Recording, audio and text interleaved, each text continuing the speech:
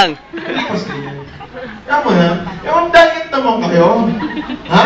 Minsan yung mga taba-taba nyo rito, aming merienda yan eh.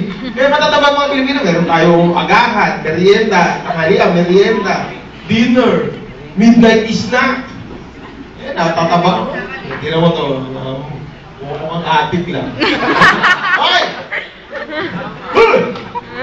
Okay, ganito po yan. So kayo po ang audience dito sa Who Wants to be a Millionaire. Magandang pagdating po sa aming set. Ito po yung set ng Who Wants to be a Millionaire. Kung titingnan nyo, maliit lang siya.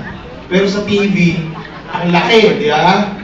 Kasi mamaya may mga effect yung mga ilaw natin kung paano siya lumalaki at tumiliit. Lightnings. Okay, ginagamitan po yun ng sikreto ng ilaw.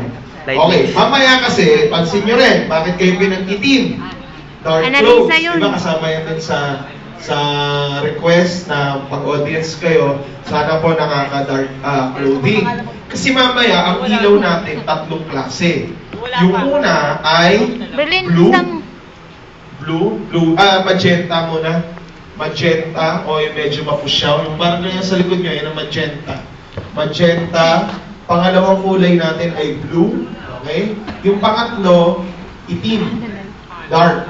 Walang ilaw. Brown out. Ganon. Kung pansin nyo, black. Oh, itim. Ano ba yung itim? Di ba black?